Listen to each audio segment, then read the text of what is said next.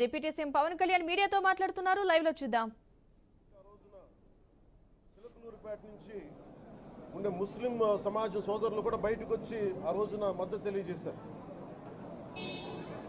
ఇది ధర్మానికి సంబంధించిన వాళ్ళని ఒక పిలుపునిస్తూ ఆ రోజు కూడా వచ్చారు. కావాలంటే అది ఒకసారి మీరు ట్విట్టర్ టైం లైన్లో ఉంటుంది, అది కూడా మీరు చూసుకోవచ్చు. కానీ ఈ రోజున మేము ముందు నుంచి తెలియజేస్తూనే ఉన్నాం, చాలా అవకతవకలు జరుగుతూ ఉన్నాయి, ప్రసాదాలు కల్తీ జరుగుతూ ఉన్నాయి, సరిగ్గా లేవు, ప్రసాదం నాణ్యత పోయింది, డబ్బులు కలెక్ట్ చేస్తున్నారు, రిసిప్ట్లు ఇవ్వట్లేదు, అసలు టీటీడీ మీద కూడా వైట్ పేపర్ రావాల్సిన అవసరం ఉంది. ఇవన్నీ కూడా మేము చాలాసార్లు అనుకుంటా ఉన్నాం.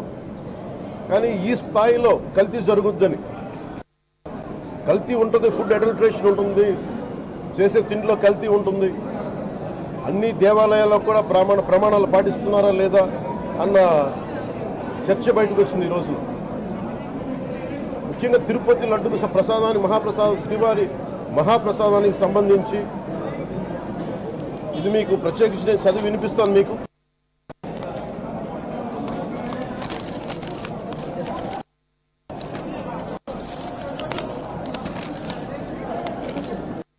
ఈ రిపోర్ట్ ప్రత్యేకించి centre for analysis and learning in livestock and food of the national dairy development board వారికి శాంపుల్స్ పంపించాం. పంపిస్తే ఇది స్టాండర్డ్ వాల్యూ లిమిట్స్ ఎలా ఉండాలి అని వాళ్ళు చెప్పారు. ఏం చెప్పారంటే pure milk fat shall have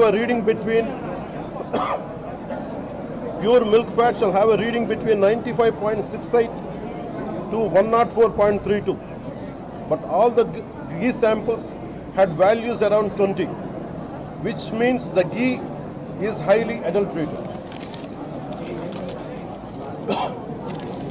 దాని సబ్సిక్వెంట్ టేబుల్లో సహజంగా నెయ్యిలో కల్తీ వ్యాపారులు కల్తీ చేసేది ప్లాంట్ బేస్డ్ కల్తీ జరుగుతూ ఉంటుంది. అదే తప్పు. అలాంటిది దీంట్లో ప్రత్యేకించి తెలియజేసింది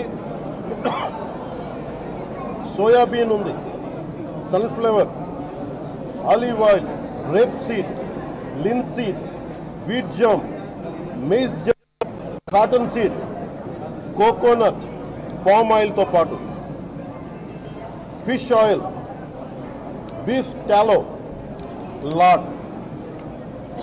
ఫిష్ ఆయిల్ మీకు తెలిసిందే, చేప నుంచి ఎక్స్ట్రాక్ట్ చేసిన నూనె. బీఫ్ టాలో అంటే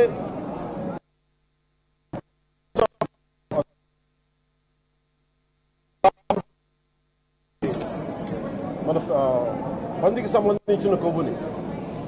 ఇవి ఎక్కువ ఉన్నాయి. ఈ కారణం ఏంటంటే శతాబ్దాలుగా పోరాటం చేస్తున్నారు రామజన్మ అయోధ్య రామ మందిరం కోసం.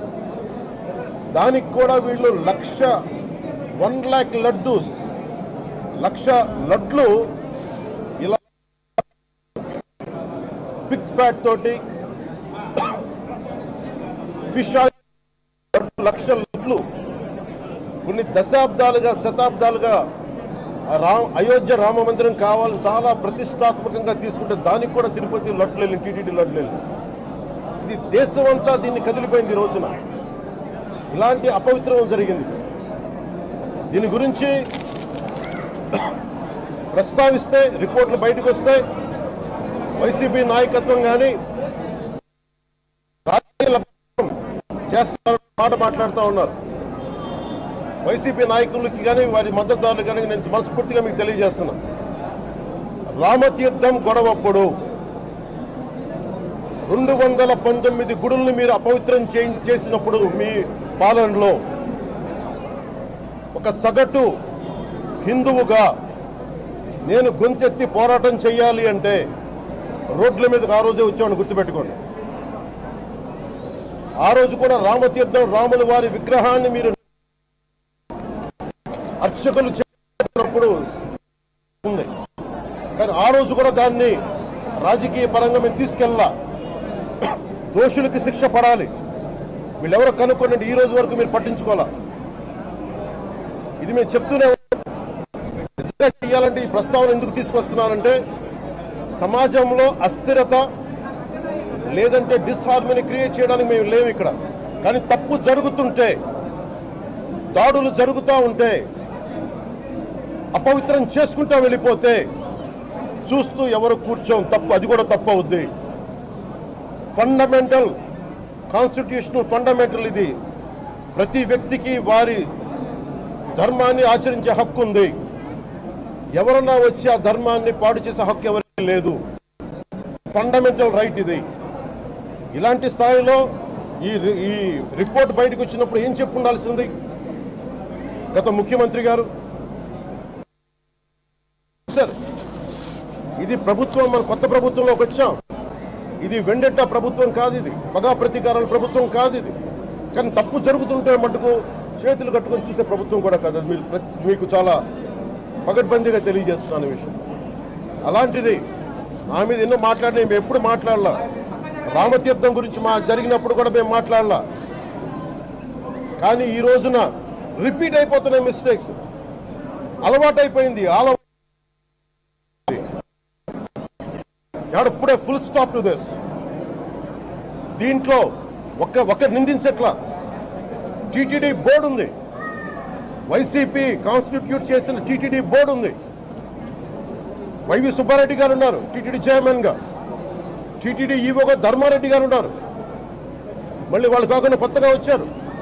ఈ 5 సంవత్సరాలు ఈ బోర్డు ఏం చేస్తా ఉంది? ఈ టీటీడీ బోర్డుని మేము ప్రశ్నిస్తున్నాం. మీరు బయటికి రండి. ఏం చేసి ఉండాల్సింది వచ్చినప్పుడు మీరు పంపించండి ల్యాబ్స్కి. మీకు ఎవరైతే తప్పులు చేశారో వారి మీద మీరు చర్యలు తీసుకోండి చెప్పాలి. కానీ తప్పులు చేసిన వాళ్ళు వెనకేసుకొచ్చే విధానం ఏంటో నాకు అర్థం కావట్లేదు. దాన్ని మార్చుకోవాలి. అంతేగాని చూసే మీరు అస్థిరత చేసే ఆలోచన కానే కాదు.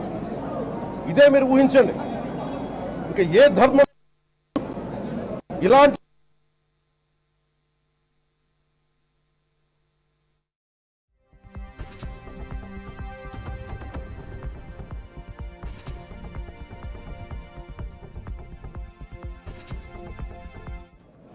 కానీ దేశంలో కోట్లాది మంది హిందువులు అపవిత్రమైతే, ఈ ప్రసాదం అపవిత్రమైతే ఒక్కరు కూడా మాట్లాడకూడదు. ఇది సెక్యులర్ వ్యవస్థకు విఘాతం అంటే హిందువులకి మనోభావాలు ఉండవా? ఇది ఒక్కరు నిందించట్లా. అసలు మీరు ప్రస్తావన చేయకూడదు, ఇది తప్పు, ఇది మాట్లాడకూడదంటే ఎట్లా? ఇదే వేరే మతానికి మీరు అన్వయిస్తారా? నేను అన్ని మతాలని సమానంగా గౌరవించేవాడిని. ఇస్లాంని గౌరవించేవాడిని, క్రిస్టియానిటీని గౌరవించేవాళ్ళం మేమందరం. సనాతన ధర్మం అని మొత్తుకుంటున్నాం. దేనికి సనాతన ధర్మం అంటే? సనాతన ధర్మానికి ఒకరు ప్రారంభించింది కాదు. ఇది ఒక వ్యక్తి కూర్చోబెట్టి ఒకరు స్టార్ట్ చేసింది కాదు. ఇది కొన్ని వేలాది సంవత్సరాలుగా అన్ని మతాలని, అన్ని విశ్వాసాలని అలింగనం చేసుకున్న నేల ఇది.